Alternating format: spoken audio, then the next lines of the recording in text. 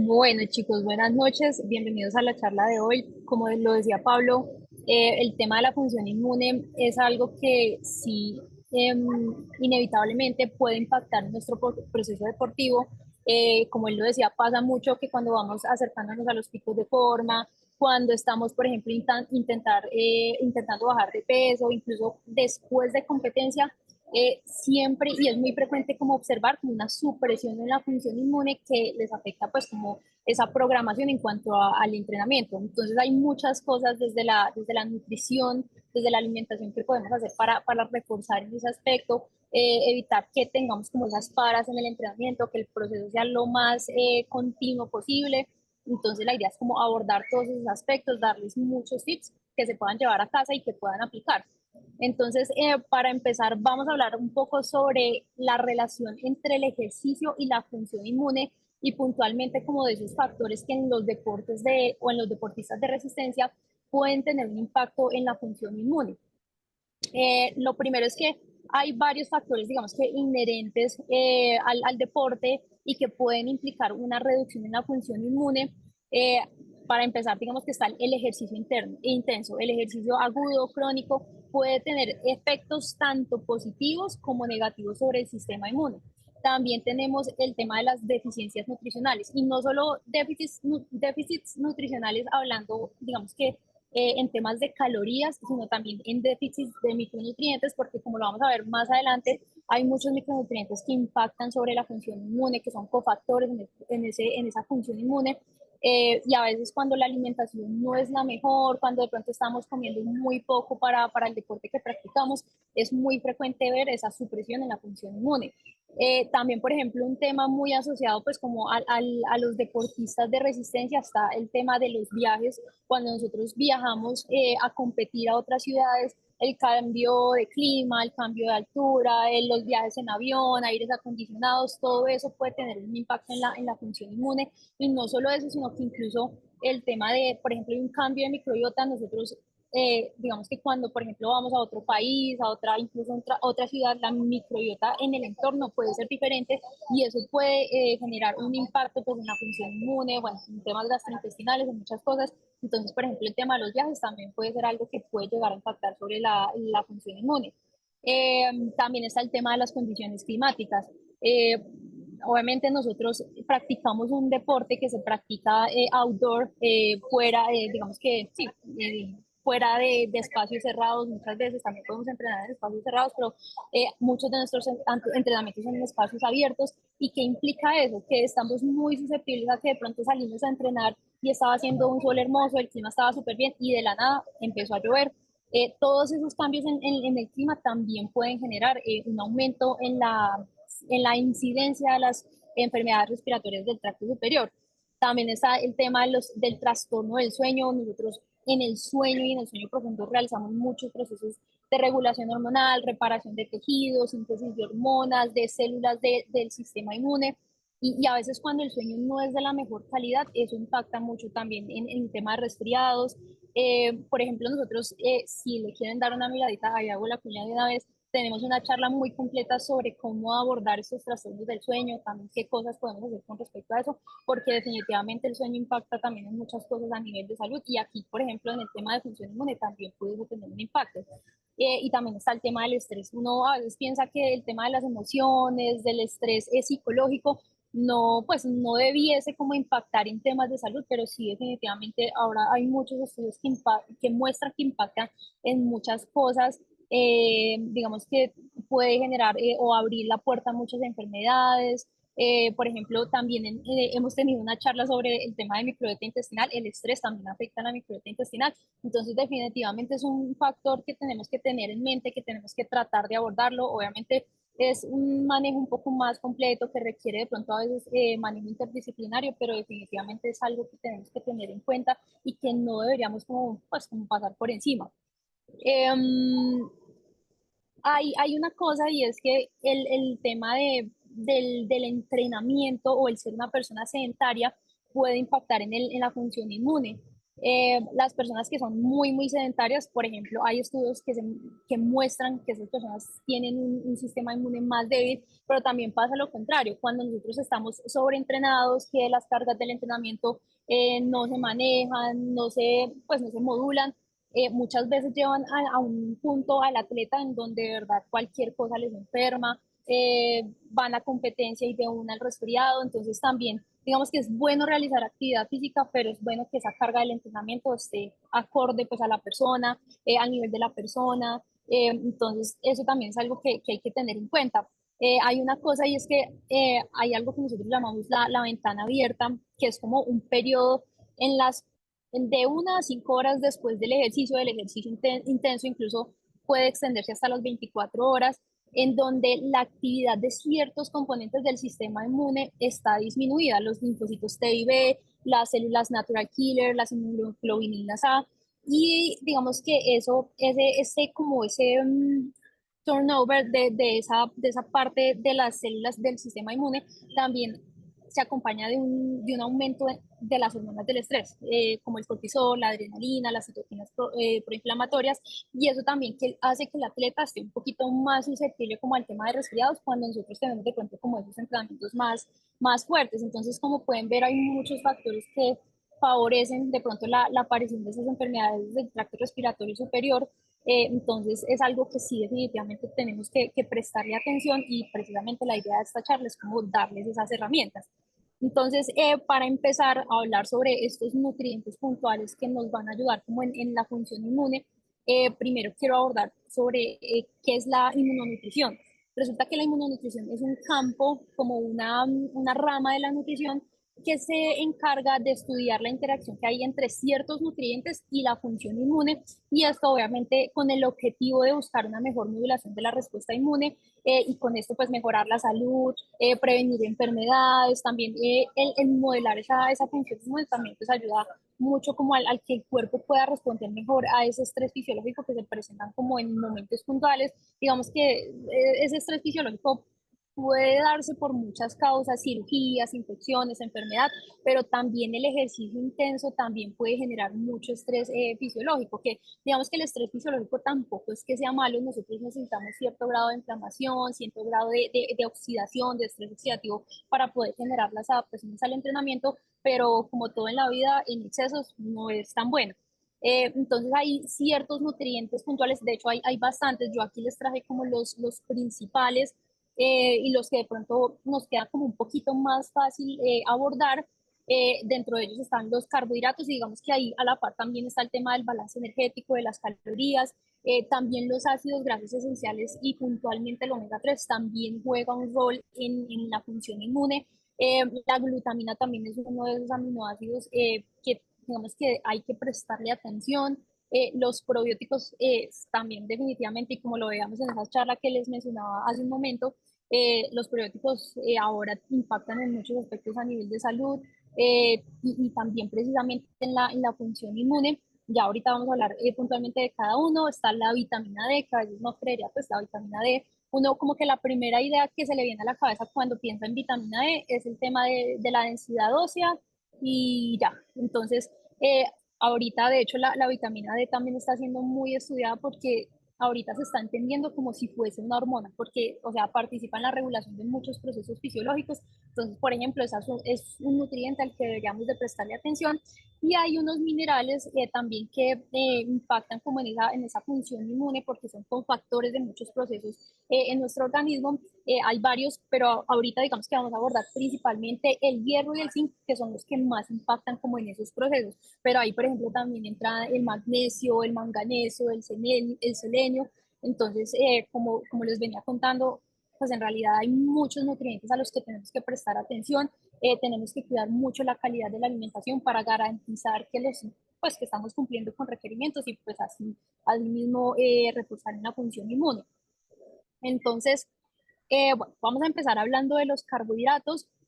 Como sabemos, los carbohidratos, digamos que su fuente principal es proveer energía, pero no solo energía a la célula muscular, por decirlo de alguna forma, sino que también proveen de energía a las células inmunes, como lo son los linfocitos y los macrófagos. Entonces, eso hace que el sistema inmune y esas células puedan realizar todas sus funciones a la hora de responder a una infección, a un virus de manera adecuada. Ahí digamos que también hay una cosa, y es que el carbohidrato y el tener sí, como un aporte de carbohidratos ajustado de acuerdo al deporte que practicas, de acuerdo a tu estilo de vida, a las cargas del entrenamiento, que de hecho es algo que nosotros buscamos como lograr en el servicio de nutrición, ayuda a que nosotros mantengamos niveles de glucosa más estables en sangre, y eso digamos que tiene una consecuencia, una de las muchas consecuencias, y es que eso reduce la liberación de cortisol. Y digamos que el cortisol, como todos sabemos, es la hormona del estrés, y es normal que nosotros la secretemos como en ciertos momentos del día, en ciertas, digamos que, cantidades, por decirlo de alguna forma, pero una secreción exacerbada del cortisol puede atenuar la respuesta inflamatoria y digamos que también afectar la función de los linfocitos C, que los linfocitos T, perdón, son unas células, un tipo de células, digamos que de la línea blanca, de glóbulos blancos, que juega un papel crucial en el sistema inmunológico, en la función inmune, y puntualmente en la inmunidad celular.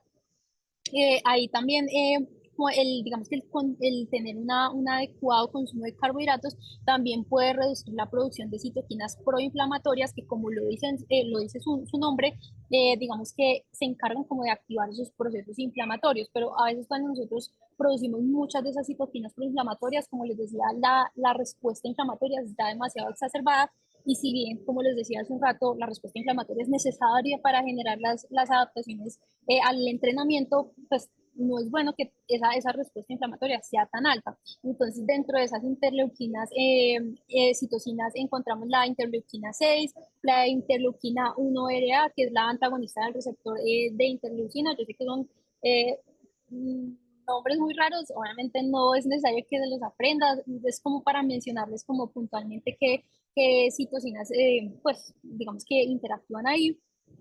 Y sí, hay muchos estudios que muestran que cuando el consumo de carbohidratos es insuficiente, definitivamente hay una mayor incidencia de las infecciones del tracto respiratorio superior. Y yo les decía ahorita que esto también va muy de la mano de lo que es el balance energético, porque obviamente si tú estás en un proceso de pérdida de peso, de recomposición corporal, y ese déficit es muy grande, eso va a hacer que sea muy difícil lograr los requerimientos tanto de micronutrientes claves para el tema del funcionamiento del sistema inmune, sino que también muy probablemente el aporte de carbohidratos no alcance a llegar a esas demandas que implican pues un deporte de resistencia. Entonces, es importante como tener muy presentes esas dos cosas. Algo que, por ejemplo, nosotros también hacemos desde el servicio de nutrición es como ir ajustando el balance energético, el aporte calórico y el aporte de carbohidratos, dependiendo de en qué momento de la preparación está la persona, si está en pretemporada, si está en un ciclo de preparación específica, de preparación general. Entonces, eso es muy importante tenerlo en cuenta en deportistas de resistencia, porque definitivamente los deportes de resistencia son deportes de una alta exigencia nutricional, y la forma en la que tú te alimentas, no solo dentro de entrenamientos, sino también fuera de entrenamientos, alrededor del entrenamiento, definitivamente tiene un impacto en muchos aspectos, en temas de rendimiento, en temas de recuperación, en temas de salud. Entonces es importantísimo, digamos que evaluar esa parte como primera medida cuando de pronto vemos que nos dan muchos resfriados, que la función inmune no está como tan bien. Bueno, continuamos con el omega 3. El omega 3, digamos que tiene una función principal como a grandes rasgos, y es que el omega 3 es un ácido graso antiinflamatorio. Entonces, lo que hace el omega 3 es inhibir la producción del TNF-alfa, que es el factor de necrosis tumoral, y la interleuquina 6, los cuales son como interleuquinas proinflamatorias, los que veníamos hablando ahorita. Esto, digamos que hace que haya un menor daño tisular, un menor daño de la fibra muscular, que haya menos estrés inflamatorio crónico. También el omega 3 actúa como precursor de unos mediadores lipídicos que se llaman resolvinas, protectinas y maresinas, que ellos lo que hacen es como controlar la respuesta inflamatoria y digamos que ayuda como a resolver esa inflamación para que ella no esté pues como activa y que sí obviamente tenga como su tipo de inflamación, que como les decía es necesario, pero después de esa inflamación pues que ya tome como el curso normal y vaya desapareciendo. Eh, um, lo otro es que, bueno, digamos que en relación a eso puede ayudar como a reducir el daño muscular, el dolor, y también digamos que es muy benéfico en atletas que se encuentren como en fases o en cargas, en periodos de carga muy altas, o incluso que estén saliendo de lesiones, el omega 3 funciona muy bien. Ahí digamos que el tema con el omega 3 es que nosotros, por el patrón de alimentación que llevamos en Occidente, vemos que yo creo que en el 90% de las personas es muy difícil de lograr llegar a requerimientos, porque, por ejemplo, para darles un ejemplo, para que nosotros logremos llegar a alcanzar el requerimiento de omega 3 diario, deberíamos de consumir en la semana pescados grasos por lo menos unas 4 veces a la semana.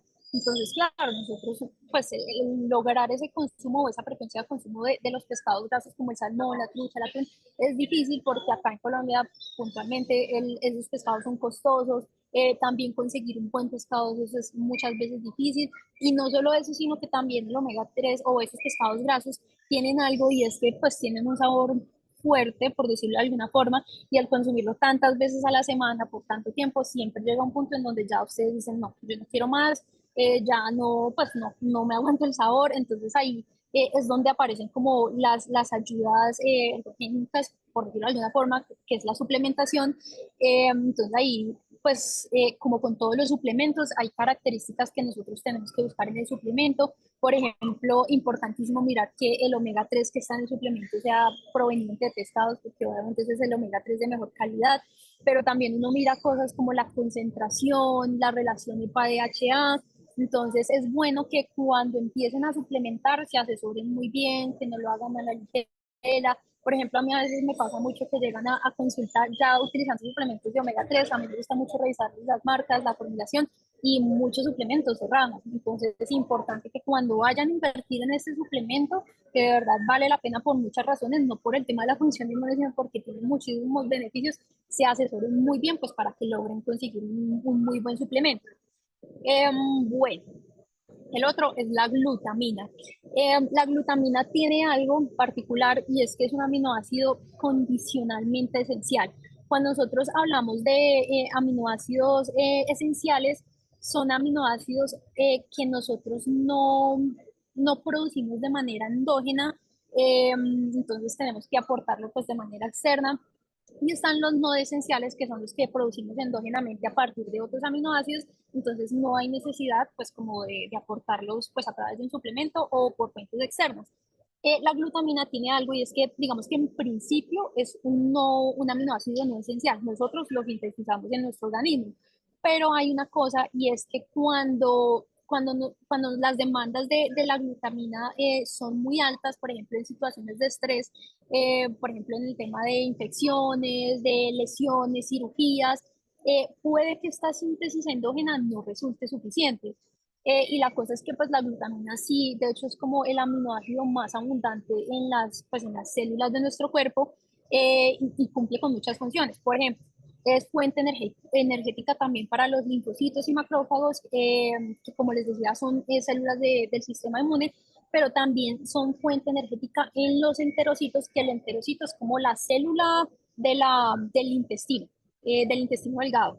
Entonces, y más adelante lo vamos a ver, eso es importantísimo, el enterocito y la barrera intestinal tiene que estar intacta, porque yo no sé si de pronto han escuchado en algún momento que nosotros tenemos el 70% de nuestro sistema inmune en el intestino. Entonces, digamos que ahí la glutamina juega un papel importantísimo en ese aspecto. Como les decía, pues con situaciones de estrés, la glutamina pues sí puede disminuir. Por ejemplo, el ejercicio prolongado y muy intenso también puede generar una disminución en esas concentraciones de glutamina, pues por el estrés fisiológico que se genera naturalmente. Esa disminución puede ser del 20% hacia arriba. Entonces, por eso también, digamos que en condiciones de estrés fisiológico por actividad física, también uno pudiese como considerar la glutamina. Pero también pues hay una cosa y es que pues si, no sé, si estamos en un periodo de carga de entrenamiento no muy alta, en un periodo de base, muy seguramente no lo lleguemos a necesitar. Entonces, y eso lo vamos a ver pues como ya al final, y es que sí, el tema de la suplementación tiene que tener una razón de ser. O sea, nosotros tenemos que suplementar, eh, digamos que con motivos de fuerza, no porque su tanto me lo recomiendo, entonces yo también lo voy a incorporar.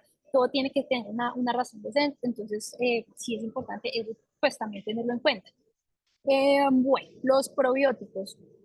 Como les decía, el tema de los probióticos también es un tema súper interesante para que si pueden, vayan y miren la charla que dimos, de hecho, hace poquito. Los probióticos y la microbiota intestinal de verdad que impactan en muchas cosas a nivel de salud, incluso a nivel emocional. Entonces es un tema súper interesante y pues obviamente también tiene un impacto en la función inmune. ¿Por qué? Digamos que los probióticos como tal no son un nutriente, un inmunonutriente, pero se consiguen a través de los alimentos, entonces por eso lo incluí en esta presentación. Pasa algo y es que los probióticos, digamos que ayudan como a mantener o a mejorar la integridad de la barrera intestinal, que eso era lo que yo les decía ahorita. Y eso, o qué pasa con eso? Que eso evita que haya traslocación de virus, infecciones, que es traslocación es la entrada de esos virus como a nuestro organismo. Entonces, por eso el tener una buena microbiota intestinal, un intestino saludable, por eso también puede tener un impacto muy grande en, pues, en nuestra salud y en la función inmune. Entonces, por eso es importante prestarle atención a esta parte.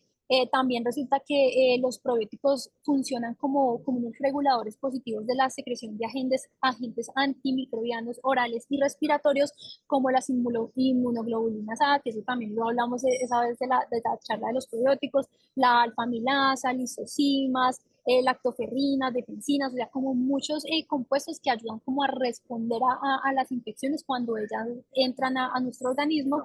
Y ahí digamos que el tema de la suplementación, o bueno, sí, como de la suplementación con probióticos principalmente, eh, digamos que no es algo que uno debiese implementar de manera crónica todo el año, en todo momento, porque como les decía ahorita, todo en exceso pues no es bueno y por ejemplo se ve mucho que cuando la suplementación con probióticos se vuelve crónica, sí, obviamente uno al principio ve una mejoría en la función gastrointestinal, en la función inmune, pero ya después de cierto punto empieza a pasar lo contrario, se empieza a afectar la función gastrointestinal, la función inmune, entonces sí es importante como periodizarlo. Por ejemplo, algo que nosotros hacemos mucho es incorporar la suplementación cuando están previos a carrera. 14, 20 días más o menos antes de competición, sirve mucho implementar los probióticos precisamente por lo que hablábamos al principio. El tema de los viajes, a veces uno cuando viaja a competir a otras ciudades el clima es diferente. No solo eso, sino que también está el tema de que pues la alimentación también puede cambiar. Uno generalmente cuando va a competir a otras ciudades, pues lo que pasa es que uno tiene que comer mucho en restaurantes, a veces uno no sabe que también desinfectan, por ejemplo, las frutas, las verduras. Entonces, el tracto digestivo es una puerta de entrada para muchos virus. Entonces, ahí, por ejemplo, al reforzar en esa parte, digamos que nos cuidamos un poco de lo que es el tema de resfriados, pero incluso también de molestias gastrointestinales. Entonces, en ese momento es muy válido como implementarla. Pero también, por ejemplo, pues cuando de pronto uno ve que la persona está presentando de manera recurrente episodios de infecciones del tracto respiratorio superior, o por ejemplo cuando, no sé, también cuando hay muchas molestias gastrointestinales, también eso generalmente va muy de la mano, entonces uno utiliza la suplementación con probióticos, igual, y como les venía diciendo, con los probióticos también hay cosas particulares que uno tiene que mirar en el suplemento. Cuando uno busca como hacer un refuerzo en general, pues como de la microbiota intestinal para mejorar el sistema inmune, la función gastrointestinal, uno busca que el suplemento tenga varias cepas. Lo otro que se busca mucho es el tema de la concentración. Eso es súper, súper clave para poder colonizar bien ese intestino. Por ejemplo, el Instituto Australiano del Deporte, ellos recomiendan concentraciones entre 1 y 50 billones de unidades formadoras de colonia. Entonces, eso también hay que tenerlo súper presente porque uno, por ejemplo, ve muchos productos en el mercado que son 10 mil millones, perdón, 1.000 millones, o sea, tienen concentraciones muy bajitas y sí puede que ayuden algo, pero pues si uno quiere ver el beneficio, digamos que de la mejor manera de la suplementación con probióticos, la idea es como cuidar esos aspectos. Lo otro que uno también les recomienda mucho con respecto a probióticos es que idealmente sean en cápsula, porque cuando vienen en polvo, más o menos o aproximadamente el 70% de esos probióticos mueren en el estómago por los jugos gástricos, entonces también a tener en cuenta. Pero hay algo y es que también, pues desde la alimentación lo podemos abordar. Como les decía, no todo se trata de alimentos, la idea es también a través de la alimentación lograr reforzar esa función inmune. Entonces ahí lo ideal es que nosotros incluyamos en nuestro día a día alimentos que sean ricos en probióticos. Entonces está el yogur, el kimchi, que acá, por ejemplo, en Colombia no lo consumimos tanto, tampoco el sauerkraut. Por ejemplo, en las personas que son veganas o vegetarianas, el tempe puede ser una fuente de probióticos muy buena, el kefir, la kombucha. Entonces, siempre nosotros tenemos que pensar primero desde las estrategias a través de los alimentos y ya después de pronto considerar el suplemento. Bueno, eh, la vitamina D, como les decía, ese también es un nutriente que uno, pues, como que no creería que pudiese impactar tanto en la función inmune, pero sí, ahorita sí se está viendo que pues la vitamina D regula muchas funciones en nuestro organismo, como les venía contando. Resulta que la vitamina D, digamos que en lo que respecta a la función inmune, actúa como una hormona inmunoreguladora. ¿Y eso porque pasa así? Resulta que la vitamina D está encargada de regular la expresión de genes involucrados en la inmunidad innata y en la inmunidad adaptativa. Digamos que con esa regulación lo que hace es como promover la producción de péptidos antimicrobianos como la catenicilina, modula también la actividad de las células dendríticas, entonces digamos que sí tiene un impacto pues, puntualmente en la regulación de la función inmune.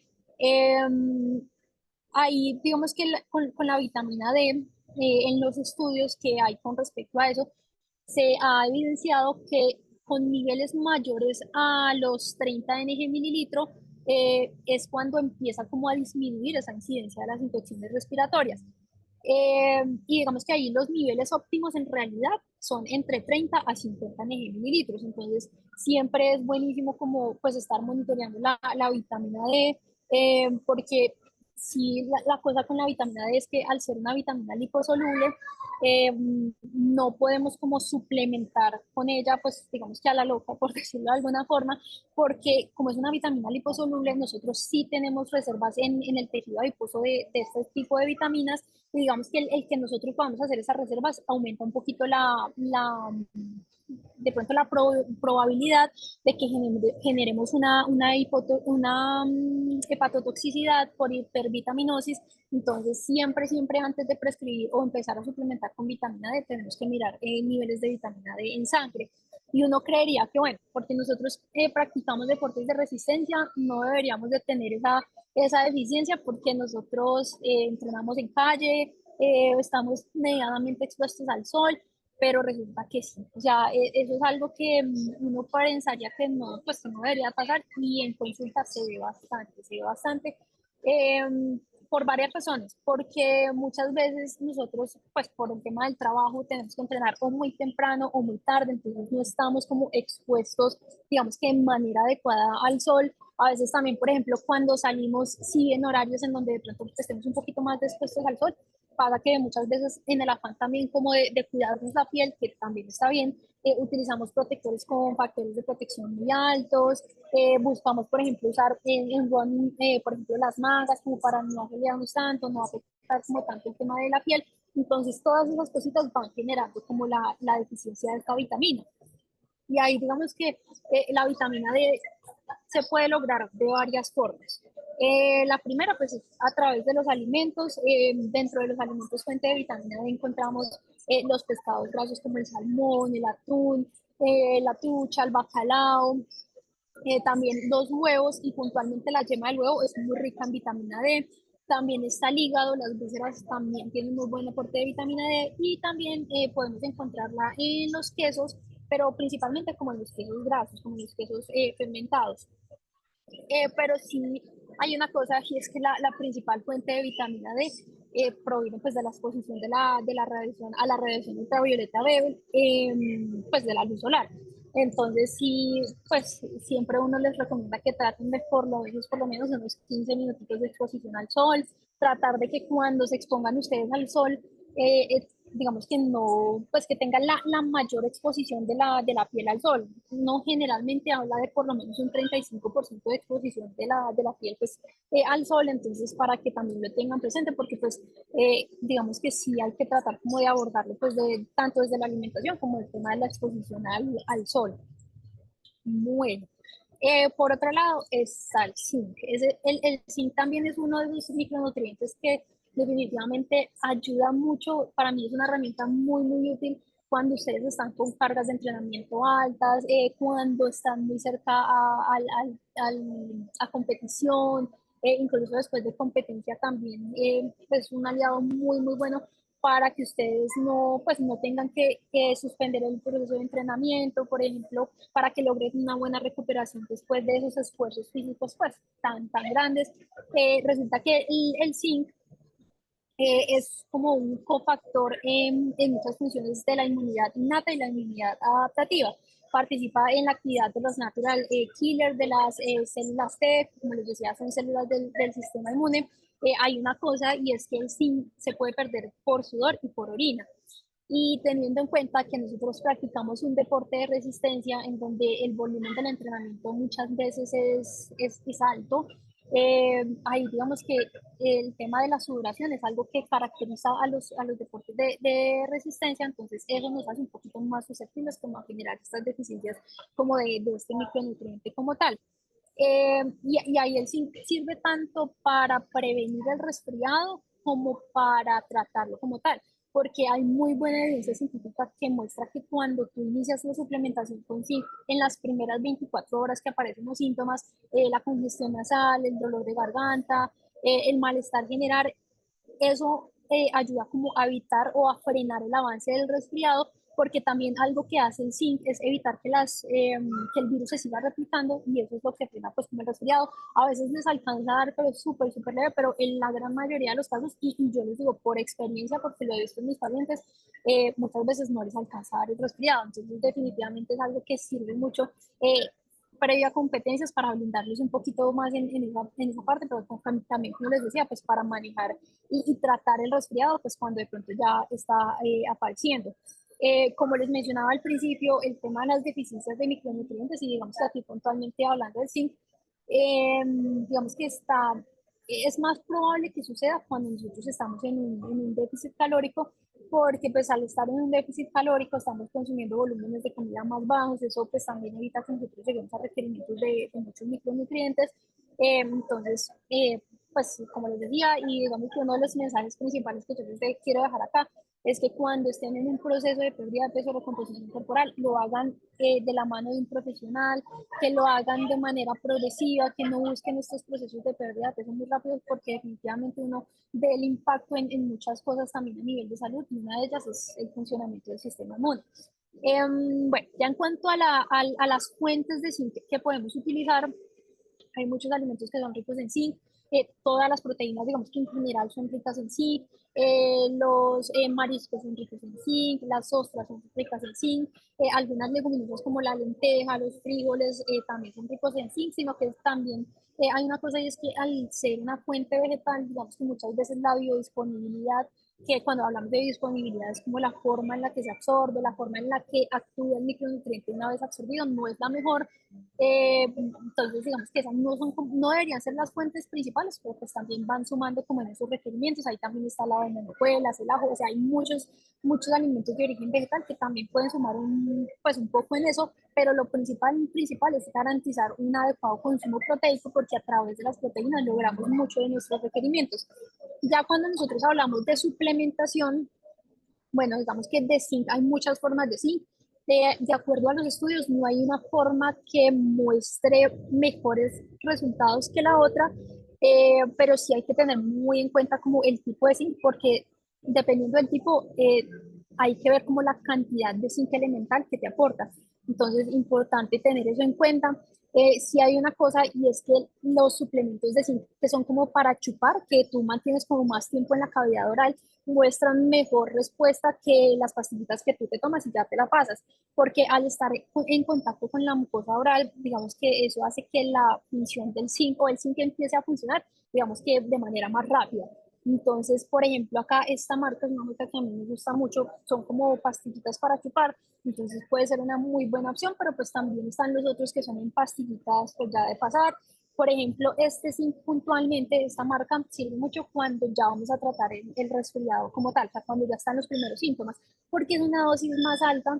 De hecho, es justo la dosis que recomiendan muchas guías de manejo, que son 75 miligramos al día. Entonces, por ejemplo, esta marca puntual puede ser una muy buena opción en estos casos.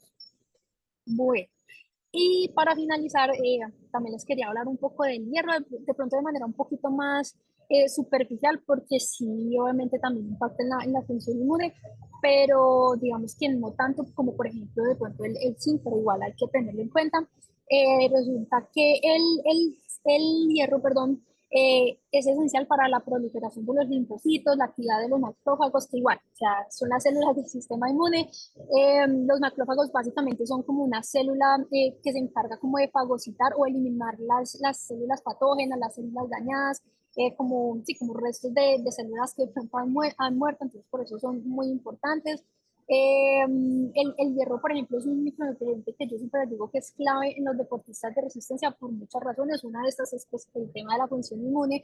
Y sí pasa que en las mujeres digamos que toma un poquito más de relevancia porque nosotras por la menstruación tenemos mayores pérdidas de ese micronutriente, entonces es importantísimo abordarlo, estar mirando niveles de ferritina, hemoglobina, hematocrito, niveles de hierro pues, sérico, para mirar cómo estamos en ese tema, porque sí, como les digo, o sea, impacta en la función inmune, pero por ejemplo también puede impactar en el rendimiento y en el transporte de oxígeno a tejidos durante la actividad física, entonces de verdad que es un nutriente clave para muchas cosas.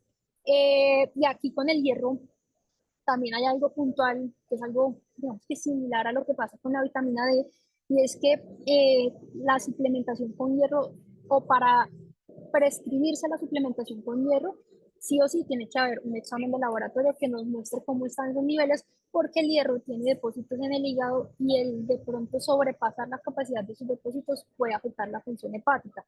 Entonces, importante también tenerlo en cuenta.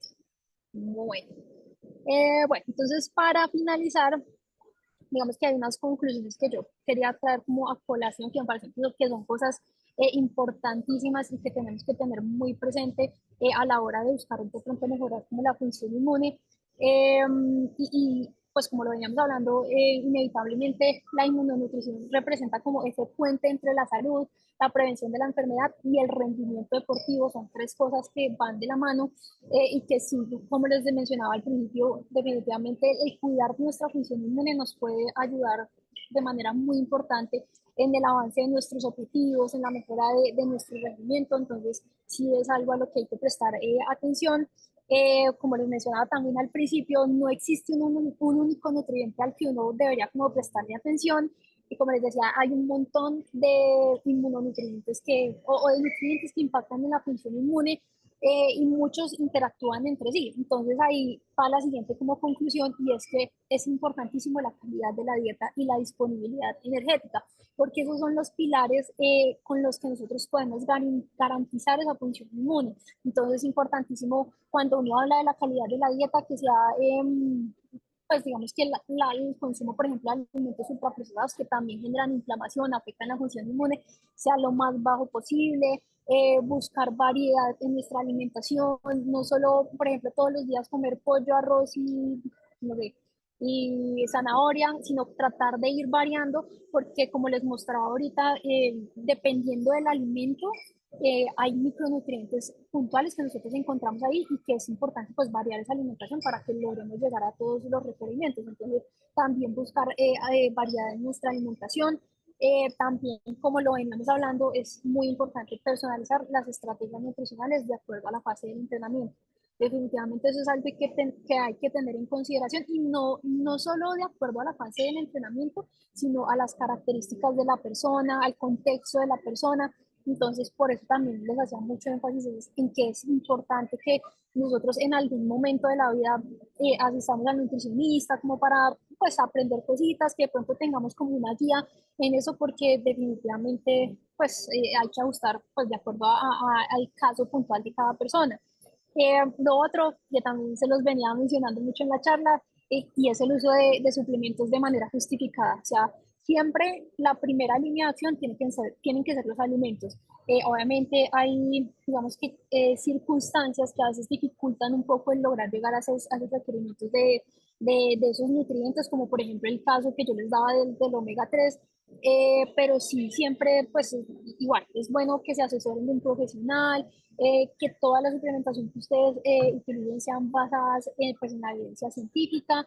Y como les decía, ya para finalizar, el cuidar del sistema inmune no debería ser algo opcional, no debería ser algo que no, pues que pasáramos por encima, que no le prestemos atención, porque definitivamente es una inversión que nosotros hacemos en nuestro proceso deportivo y puede ser un aliado para que nosotros podamos llegar a pues a nuestros objetivos. Entonces, importante que le presten atención, que yo espero que estos tips que yo les di, esta información que les compartí, de verdad, la puedan aplicar pues en su vida diaria, porque definitivamente puede hacer una diferencia muy grande en el proceso deportivo. Bueno, y eso era lo que les quería traer el día de hoy.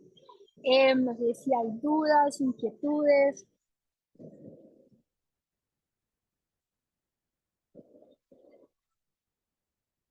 Los lácteos.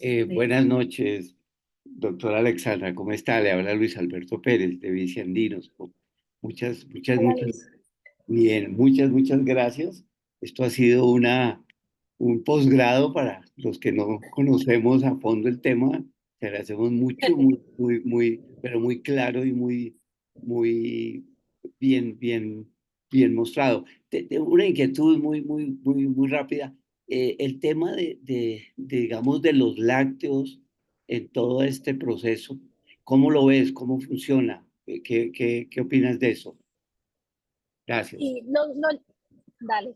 Los lácteos yo creo que es como uno de los grupos de alimentos que en los últimos años sí ha entrado como en mucha controversia, digamos que por momentos se tiende como a satanizar un poco, porque hay una cosa y es lo que uno generalmente ve como en consulta y incluso pues en la información que uno encuentra en redes, y es que se confunde el concepto de inflamación como inflamación del tracto gastrointestinal, como inflamación del estómago, distensión abdominal, con inflamación sistémica, y son dos cosas totalmente diferentes. Entonces muchas veces se desincentiva el consumo de lácteos, digamos que atribuyendo que pues a través de ellos se genera inflamación a nivel sistémico, y eso no, pues no es así, no hay evidencia que demuestre eso.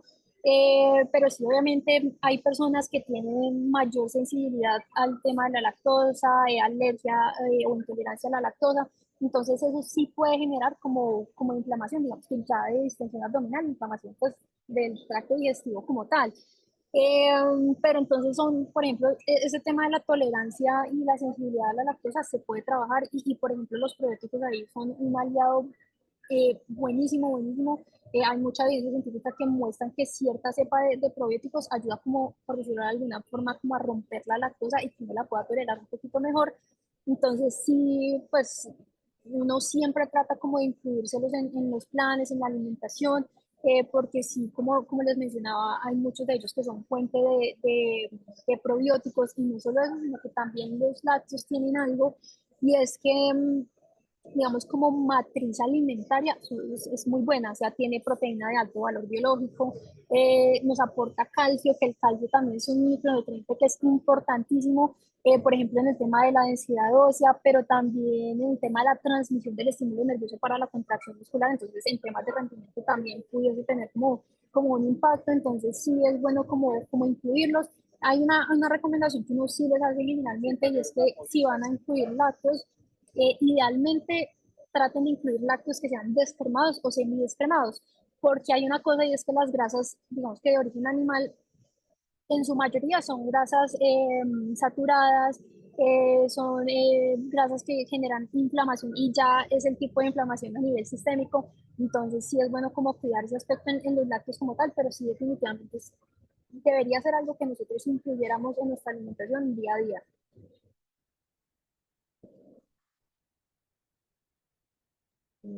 Ok, muchas gracias, doctora. Dale, Luis, con gusto. Vale, súper. Y yo te hago una pregunta en línea y luego empiezo con las del chat. Sí. Y es, durante una infección, por ejemplo, una gripa viral, ¿cierto? Yo también he escuchado ese tema de los lácteos, que pueden dificultar la resolución de los síntomas, que ahí es mejor evitarlos, ¿es cierto o no? Mm, la verdad, no sé. O sea, que yo sepa, creo que no, pero sí ahí de pronto quedaría con la tarea de mirar qué hay como de evidencia en ese aspecto. Y bacteriana, tampoco ni idea. Pues quedamos con la tarea. Sí, sí, yo creo que sí. Listo, de una. Voy a leer entonces ya las preguntas del chat. iPhone pregunta, Mark Zuckerberg. Hola, buenas noches. Cuando tú estás con síntomas de gripa y estás pasando por una gripa fuerte, ¿es recomendable seguir con los entrenamientos o parar y recuperarse primero? Ah, bueno, yo creo que eso es más para mí. Sí, Eh, sí. Siempre hay que bajar la carga. Si hay gripa, hay que bajar la carga. Y si hay fiebre, no se entrena, porque vamos a generar una desnaturalización de las proteínas que nos va a hacer más daño que adaptación. Entonces, si hay fiebre, no se entrena. Si no hay fiebre, Eh, y ojo, que hay dos motivos por los cuales no hay fiebre. Puede que yo no tenga fiebre porque estoy llenándome de medicamentos para no tener la fiebre. Si ese es el motivo por el cual no tengo fiebre, igual no debo entrenar. Pero si simplemente no tengo fiebre porque la gripa no es lo suficientemente fuerte como para generármela, debería solamente bajar las cargas, trabajar zonas bajas y cortas. Listo. Oscar pregunta. Uy, se me mueve la pregunta.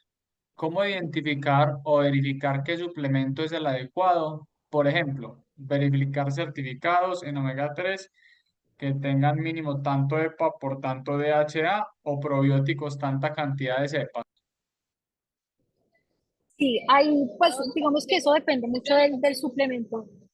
Puntualmente con los suplementos que mencionas, por ejemplo, el omega 3, uno mira lo que les decía, el tema de la concentración. Es ideal que el omega 3 tenga una concentración de por lo menos un 65-70% de omega 3 con respecto a lo que reporta el suplemento que aporta de aceite de pescado.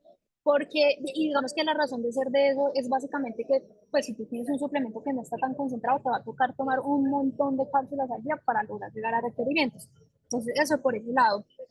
Lo otro es que uno busca que ese omega 3 o tenga una correcta relación EPA y DHA.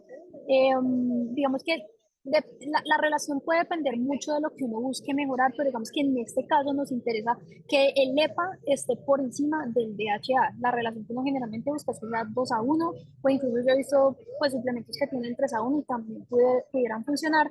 Entonces, eso por ese lado. Lo otro que también me parece muy importante a la hora de buscar y puntualmente un suplemento de omega 3 es el sello, la certificación IFOS, que esa certificación nos garantiza que ese aceite de pescado no está contaminado de metales pesados, que eso es algo muy frecuente que se ve pues, en el tema de los pescados, y de hecho es una de las razones por las que a veces pues como que el consumo de pescados grasos puntualmente como que se desincentiva un poquito. Entonces eso, por ejemplo, por el lado del omega 3. Ya por el lado de los probióticos, como les decía, eh, para la función inmune y como para la salud intestinal en general, uno busca que tengan varias cepas, idealmente entre 4 a 5 cepas. Como les decía, la concentración también es clave. Uno busca que el suplemento esté por billones, no por millones, sino por billones. Digamos que ahí el ranguito que uno eh, busca lograr es entre 1 y 50 billones de unidades formadoras de colonias. De hecho, esa es como la concentración que recomienda el Instituto Australiano del Deporte, porque, por ejemplo, yo también he visto probióticos con 100 billones de unidades formadoras de colonia, y digamos que ya concentraciones tan altas no es bueno porque es muy probable que genere muchas molestias gastrointestinales. Pero también con los probióticos, y como lo hablábamos de pronto en la charla que dimos sobre eso, con los probióticos uno pudiese llegar a ser muy específico porque hay unas cepas que, o bueno, dependiendo de las cepas, uno puede tener como más el beneficio de una cosa que de otra. Entonces, pues también, digamos que uno de pronto buscaría como lograr eso.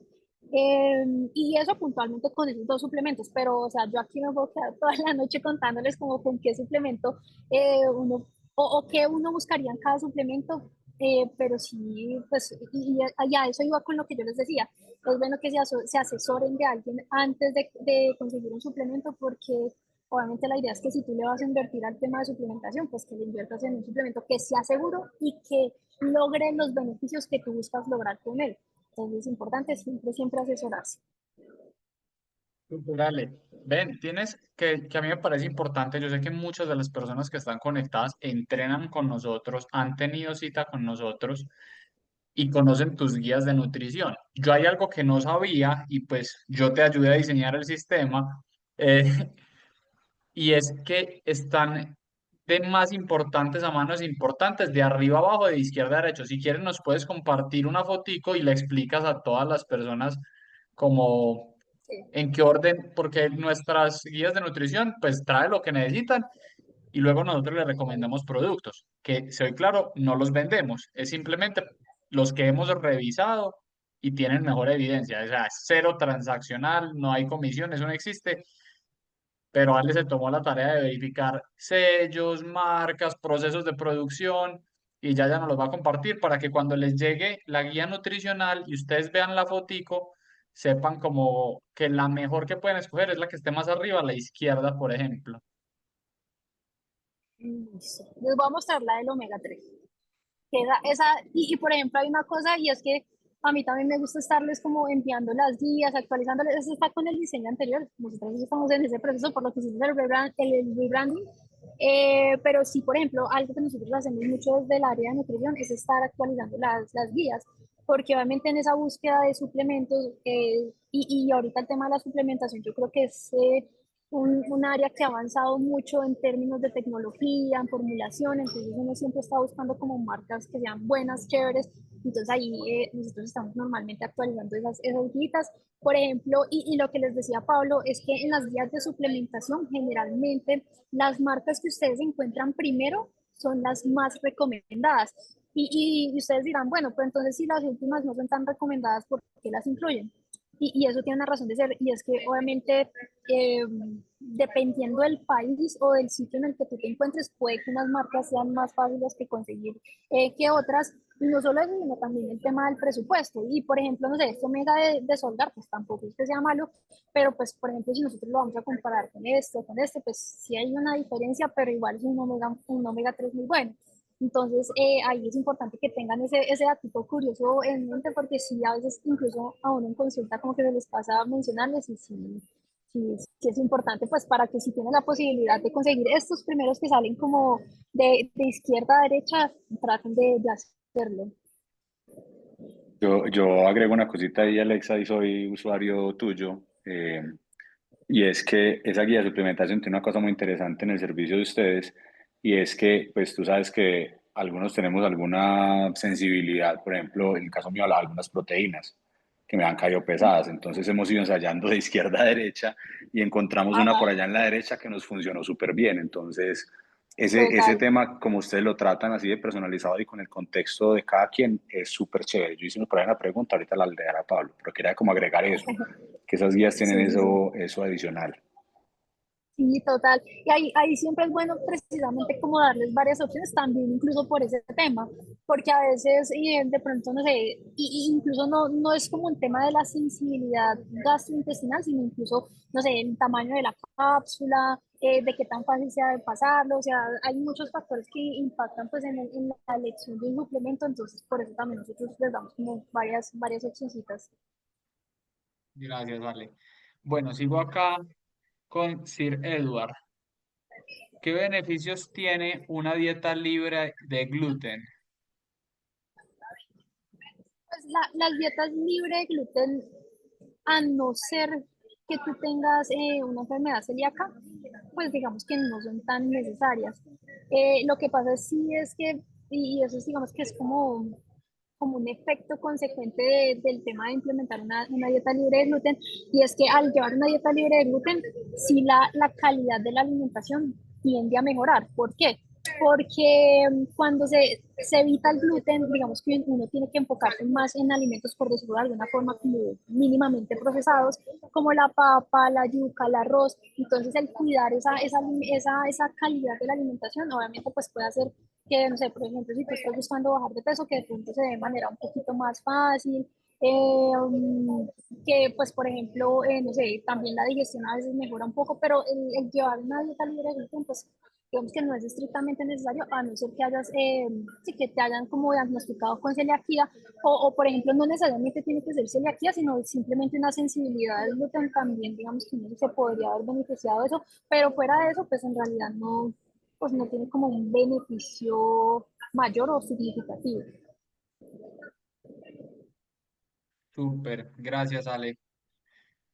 Sigo con la pregunta de Daniel Guillermo. ¿Qué piensan de la dieta cetogénica? Si quieres responde tú y yo luego respondo como entrenador. Dale. Bueno, hay una cosa con los patrones de alimentación cetogénicos, y es que generalmente, en los deportistas de resistencia no suele ser la mejor opción. ¿Por qué? Porque los deportes de resistencia, como les mencionaba pues en la charla, son deportes que son de alta exigencia nutricional, que sí, eso está demostradísimo. Nosotros como sustrato energético principal utilizamos los carbohidratos, y obviamente pues cuando se implementa una dieta cetogénica sí hay como cierto grado de adaptación para lograr una mejor utilización de las grasas, pero por ejemplo en un entrenamiento con intervalos en zonas altas, por más adaptado que tú estés a utilizar las grasas, o sea, no hay forma de que tú puedas llevar ese entrenamiento a cabo de manera, digamos que adecuada, sin el sustrato que se utiliza puntualmente en ese tipo de esfuerzos, que es el carbohidrato. Y ahí digamos que, ¿qué pasa con eso? Cuando uno no tiene un consumo adecuado de carbohidratos, ya sea porque está llevando un patrón de alimentación cetogénico, o porque lo que yo les decía en la charla, que de pronto la cantidad de carbohidratos no está ajustada de acuerdo pues a la carga del entrenamiento, a la intensidad, pasa algo, y es que en la actividad física, si nosotros no tenemos unas buenas reservas de glucógeno muscular, si no estamos aportando carbohidratos exógenos, el cuerpo en cierto punto va a ver la necesidad de producir su propia glucosa, y generalmente lo que hace es tomar de la proteína del músculo esos aminoácidos de cadena ramificada para sintetizar esa glucosa de nuevo. ¿Y qué pasa con eso? Que eso dificulta la recuperación, eh, digamos que genera mayor catabolismo en la masa muscular, y como sabemos la masa muscular es un tejido que metabólicamente es importantísimo, impacta mucho en temas de rendimiento, obviamente en temas de salud.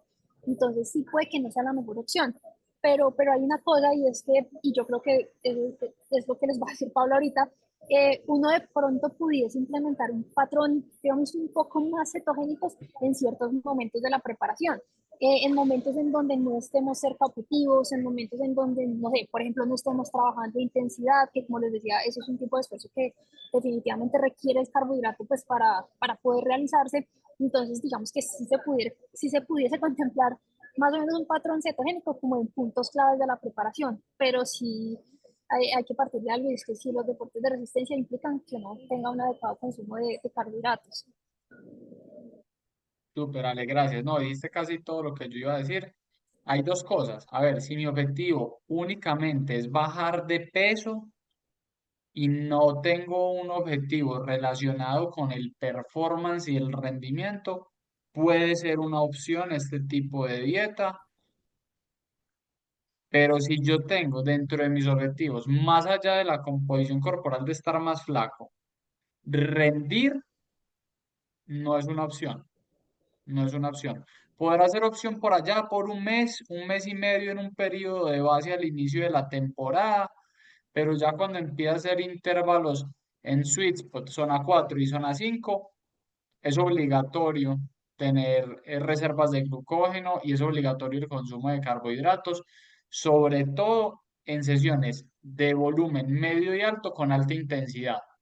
Eso es imposible de lograr con las grasas. Y ahí me van a decir, no, pero es que estoy súper cetoadaptado. Eso es imposible. O sea, sí es posible cetoadaptarse, pero es imposible generar lactato a partir de una cetona, ¿cierto? Ese proceso no existe. Entonces, ahí lo que va a pasar es que yo simplemente no voy a poder explotar mi VO2 máximo y voy a estar poniéndome un techo muy bajito yo mismo por el tipo de dieta que estoy llevando. Además, cuando les decimos que si el único objetivo que tienen es bajar su composición corporal, bajar de peso, no significa que solo se pueda lograr con una dieta cetogénica. Eso también se puede lograr con una dieta convencional, eh, simplemente con un déficit calórico. Perfectamente se puede lograr sin tener que hacer una dieta cetogénica y ondulando en los días de tal manera de que pueda tener también la alta intensidad, aunque si es una disminución de peso muy marcada, también me va a generar una disminución en el rendimiento mientras esté haciendo una restricción calórica, ¿cierto? Entonces, tener eso en cuenta. Ya que no, que yo me estoy preparando y que quiero ganar una carrera o que quiero mejorar mi PR y estoy haciendo una dieta cetogénica, voy a estarme limitando a mí mismo muchísimo. Seguimos con la pregunta de Andrés. Cuando vamos a viajar, lo que mencionaste respecto al desbalance que sufre uno en el cambio de alimentación pasa hasta entre ciudades. ¿Es recomendable variar ocasionalmente y probar cosas por fuera del plan común o mejor continuar con el plan y de cierta forma confiar, confiar en que ese balance nos protege? Yo ahí te tengo una pregunta, Ale, porque yo con el tema de los viajes tenía entendido también que no era solamente el cambio de la alimentación, sino el cambio de horario. O sea, cuando uno, por ejemplo, cambiaba de una franja horaria en Colombia a Europa, ese cambio de franja horaria y de las horas de sueño es la que dañaba esa microbiota intestinal, pero ahí tú me corriges si me equivoco. Sí, hay algo que se llama crononutrición que digamos que hace como referencia a eso, como los cambios en los ciclos circadianos pueden impactar en muchas cosas, en el tema de la microbiota, en el tema de, pues, de la calidad del sueño, que eso digamos que indirectamente o directamente también impacta en la microbiota. Entonces, sí, un cambio en el ciclo de circadiano sí puede afectar ese tema. Bueno, y ahí digamos que puede que no sea tanto el cambio, por ejemplo, de una ciudad a otra, pero sí pasa que nosotros cuando vamos a otra ciudad, pues lo que yo les decía, uno suele comer mucho en restaurante, generalmente unos alimentos que uno prepara, y obviamente eso implica que pronto, no sé, un virus, una infección, uno no sabe muchas veces cómo desinfectan los alimentos, entonces sí es algo que nos hace como un poquito más susceptibles a eso y digamos que pues está bien probar cosas nuevas. De hecho, nosotros algo con lo que les reforzamos mucho en nutrición es tratar de encontrar un balance. Digamos que tampoco está bien que, no sé, tú te vayas a un viaje con tu familia, de paseo y que, mejor dicho, no comas nada, no mires nada porque se supone que estás en un plan nutricional y tienes que enfocarte en el plan porque si no, mejor dicho, el sistema inmune se te desordena. O sea, digamos que la idea es como encontrar ese balance, pero sí está súper demostrado que cuando uno tiene una buena microbiota intestinal, independientemente de si suplementaste con probióticos o lo hiciste a través de alimentos, eso ayuda como a que esa barrera que nosotros tenemos pues frente a infecciones, frente a virus, esté más fuerte y que si de pronto, no sé, hubo algún virus que se pasó ahí en la ensalada porque no la desinfectaron bien, que tú puedas responder bien a él y que no, pues que no se generen como toda esa alteración del sistema inmune, que por ejemplo cuando aparece el tema de resfriados, a veces aparece también molestias gastrointestinales o al revés, cuando uno tiene molestias gastrointestinales también es súper frecuente ver que el sistema inmune se altera y después a uno le da resfriado, entonces digamos que ahí es como encontrar ese balance, pero sí buscar cuidar mucho la microbiota intestinal, pues precisamente para reforzar en esa función inmune y en la función gastrointestinal.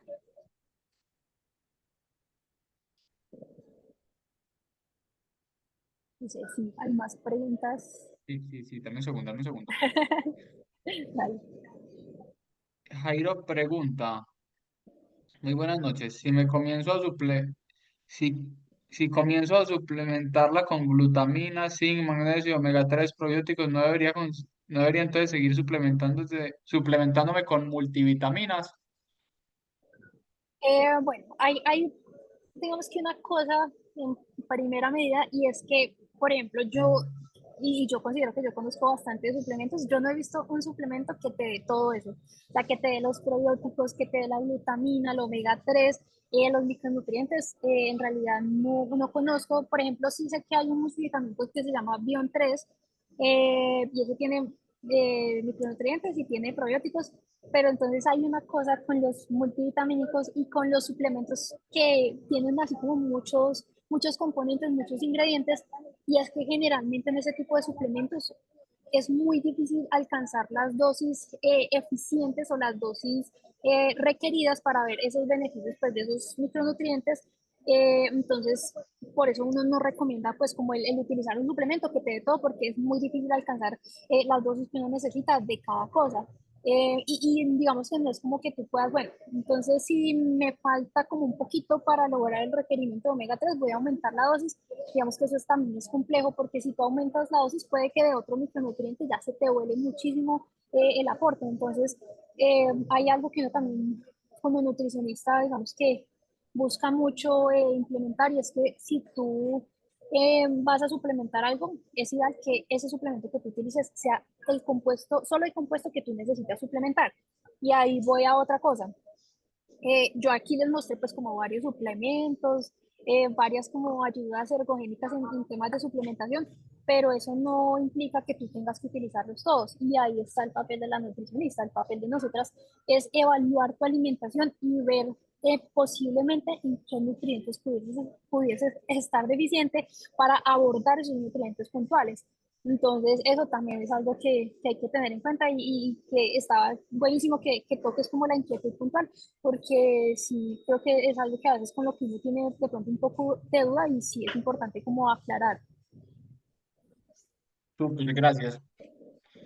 Mm, ¿Qué suplementos pueden ayudar a mejorar la calidad de sueño para tener mejor recuperación en la práctica deportiva? Bueno, pues hay muchas ayudas que uno puede utilizar, pero yo siempre antes de darles como el tip de las ayudas en temas de suplementos, yo siempre les digo algo, y es que se aseguren de mirar muy bien cómo está la higiene del sueño, porque la gran mayoría de las alteraciones en el sueño provienen de una mala higiene del sueño. Entonces, importante mirar cómo estás preparando tú, sí, cómo te estás alistando para irte a dormir, mirar, por ejemplo, la temperatura de la habitación en la que duermes, la ropa con la que duermes, si es cómoda, si la habitación cuando tú te acuestas queda completamente oscura o si le entra luz por algún lado. Todas esas cositas impactan más en el sueño de lo que uno pensaría. Entonces, primero, revisar esa parte. Lo otro también es el tema del estrés. Yo creo que el estrés también es uno de esos factores que suelen impactar muchísimo en el tema de la calidad del sueño y obviamente es algo más difícil de manejar. Yo siempre les digo que uno no les puede decir, no, es que no te estreses porque eso te está afectando el sueño, entonces no te puedes estresar, porque es un tema mucho más completo que muchas veces requiere acompañamiento psicológico, o sea, es un tema demasiado complejo, pero por ejemplo también es importante que ustedes tengan en cuenta que eso es un factor que afecta mucho el sueño para que lo tengan en consideración, que si necesitan ayuda, por ejemplo, desde la parte psicológica la busquen, entonces eso también para tenerlo en cuenta. Eh, Después de esas cosas, hay otra línea de acción que yo tengo y es el tema, por ejemplo, de las infusiones antes de acostarse. Hay infusiones que son muy buenas para ayudar a lograr un mejor estado de calma, mayor relajación, que esa calidad del sueño sea mejor, que logres conciliarla fácilmente. Entonces, por ejemplo, las infusiones de manzanilla, toronjil, pasiflora son muy buenas para eso. Por ejemplo, sirve mucho complementarlas con una fruta fuente de fitomelatonina. Entonces ahí encontramos la gulupa, la maracuyá, la cereza amarga, el kiwi es muy bueno para eso. Entonces, por ejemplo, combinar esas dos cosas ayuda mucho. Ya cuando uno habla de suplementación, que ya es como de las últimas líneas de acción, uno mira mucho el tema de la suplementación con magnesio, pero es importante mirar el tipo de magnesio, porque el magnesio tiene algo y es que dependiendo del tipo, él funciona más para unas cosas que para otras, y para lo que nos interesa, que es el tema de calmar el sistema nervioso, la relajación muscular, lograr una buena recuperación, el magnesio que más sirve es el bisglicinato o glicinato de magnesio. Entonces, por ejemplo, eso puede ser una ayuda. Ya hay otros suplementos que uno no los utiliza mucho, que son más como las últimas líneas de acción, que por ejemplo ahí está la ashwagandha, también muy buena. Y de últimas está la melatonina, porque la melatonina, digamos que al ser una hormona ya es un tema un poquito más delicado, por decirlo de alguna forma, y uno lo implementa ya cuando definitivamente, o sea, no le sirvió nada. Entonces también es una opción, pero debería ser la última que uno buscara implementar. Y ya, A mí el magnesio me cambió la vida, sí, sobre es todo verdad. porque yo soy muy desjuiciado y en mi dieta casi que no hay fuentes de magnesio. Entonces yo empecé a suplementar con magnesio y de verdad me cambió los dolores musculares después de entrenar, se disminuyeron muchísimo. Pues sí, la recuperación en 3 días mejoró impresionante. Del pregunta, buenas noches, ¿puedo tomar varios suplementos al tiempo? Bueno, hay unos micronutrientes que, digamos que compiten, por ejemplo, por absorción con otros.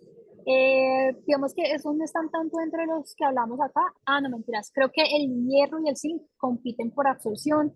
Por ejemplo, ya fuera de los ejemplos que hablamos ahorita en la cita, el calcio y el magnesio también compiten por absorción. Bueno, digamos que Calcio y el hay hierro. interacción. Sí, el calcio y el hierro también.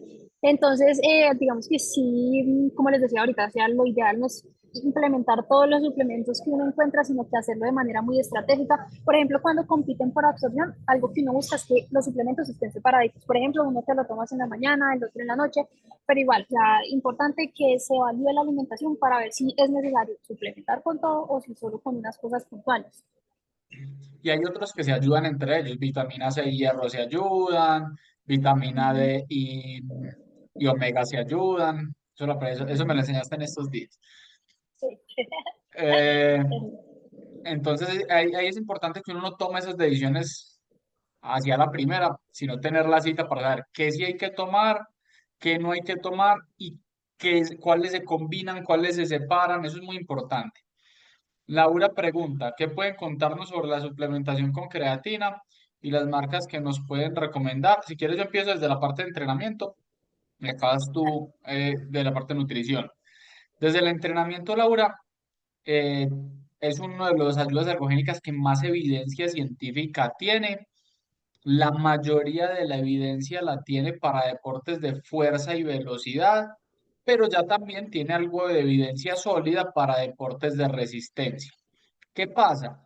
Que en esa evidencia que tiene para deportes de resistencia hay una dualidad y es que para casi todo funciona muy bien, pero hay un puntico y es que nos hace retener un poco de líquido intramuscular, es diferente al líquido de inflamación y para escaladores en ciclismo, por ejemplo, uno pudiera pensarlo. Uno, uy, ¿cuánto me ayuda menos cuánto me resta?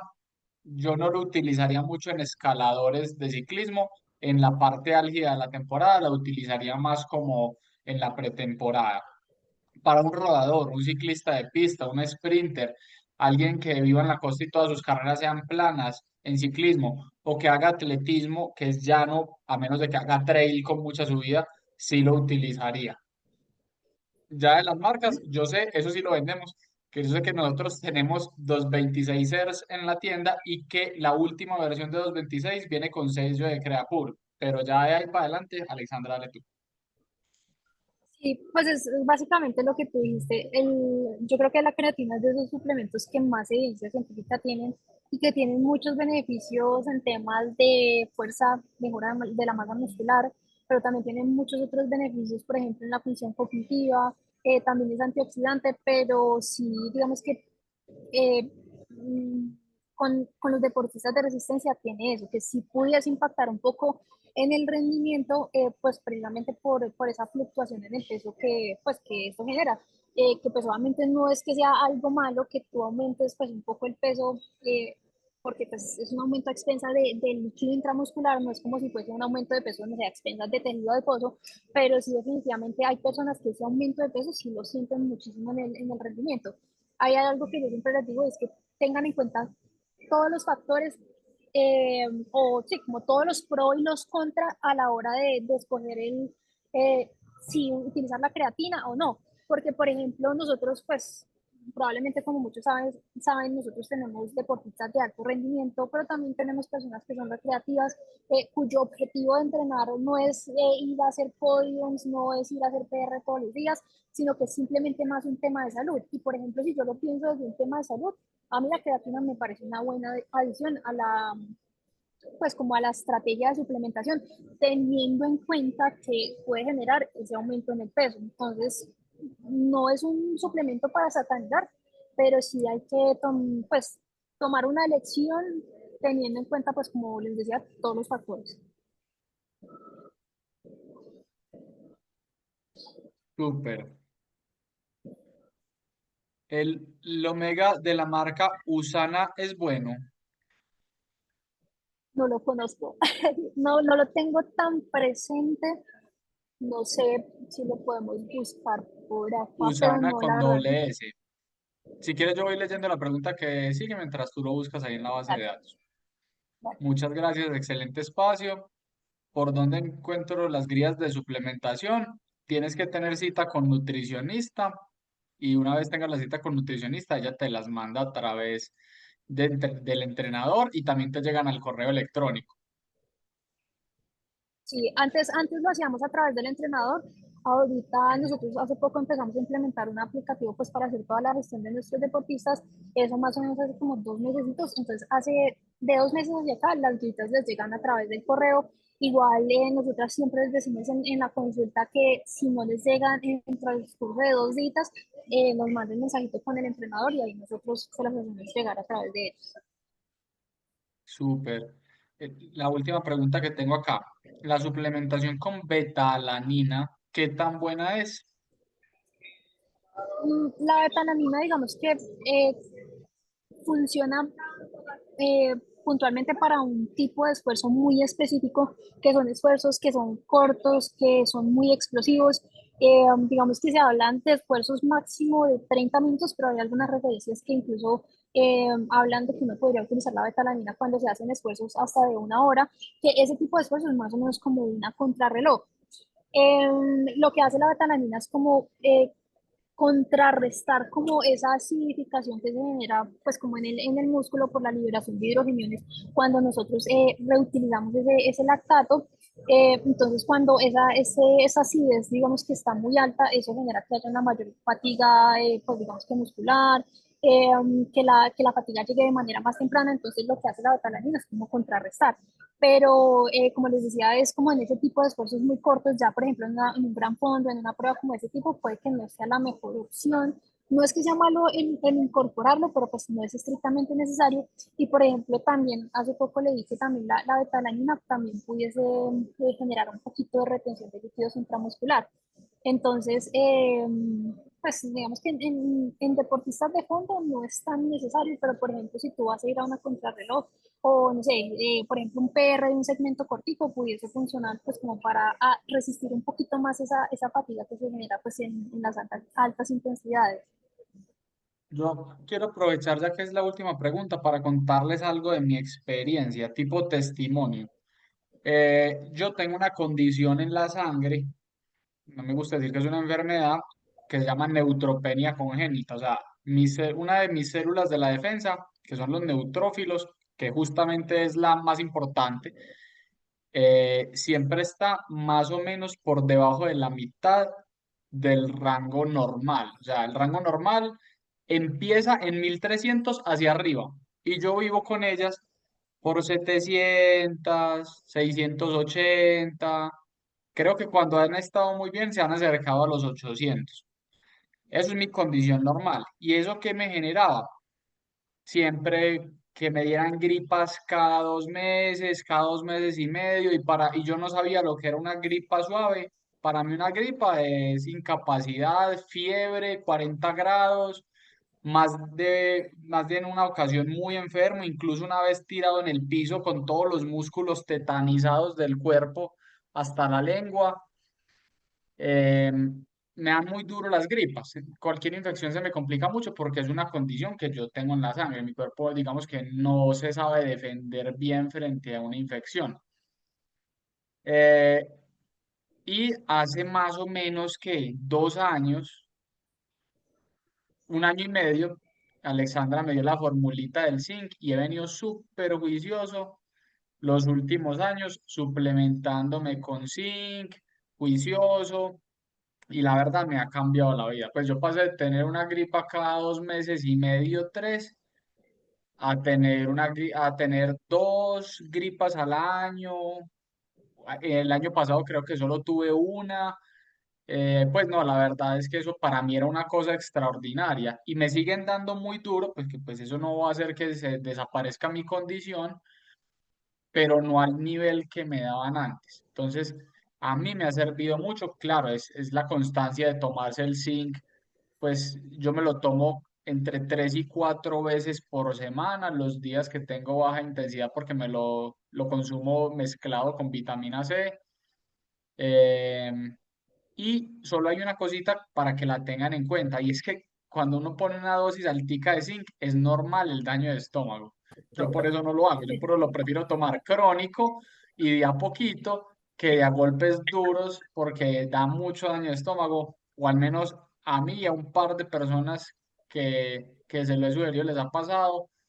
Es difícil como de tolerar ese zinc a nivel gastrointestinal. Entonces sí es bueno tomarlo de a poquiticos todos los días en vez de golpes duros. Sí, Juan Pablo, qué pena interrumpirte, estoy totalmente de acuerdo. Yo desde que empecé a tomar el zinc y la vitamina C que me lo recomendó la nutricionista, mejoré al 100% y la verdad hace más de un año que no tengo gripa. Y eso que yo trabajo en un hospital y bueno, todas esas cosas. Entonces sí, yo les recomiendo Imagínate. también que lo consuman harto. Gracias.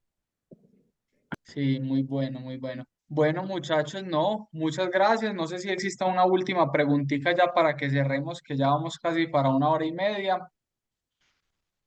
De nuevo, agradecerles absolutamente a todos por conectarse, a los a los que entrenan con nosotros, a los de la universidad también, a los uniandinos. Qué chévere que puedan compartir este espacio con nosotros. De nuevo, invitarlos a que se animen en algún momento y empiecen a entrenar con nosotros, que vale la pena. Acá hay muchos testigos. Y bueno, muchas gracias. Hay varios han puesto que milagroso el zinc en el chat. Y muchas gracias a todos. Ale, muchas Es gracias a verdad. ti también por la muy buena diapositiva. Dale, chicos, con gusto. Espero les haya servido mucho toda esa información y que Gracias, de verdad la puedan excelente, aplicar. felicitaciones. Hasta luego, gracias. Muchas gracias, Alexis, hasta podemos, luego. Esperamos podemos volverlos Muchas, finalizar. a tener con nosotros. Muchas gracias, doctora. muchas Claro que gracias, sí. Pablo, y a todos. Muy amables. Feliz Gracias, noche. Listo. Wilson. Gracias. Hasta Feliz luego. Chao. noche. Chao. Chao.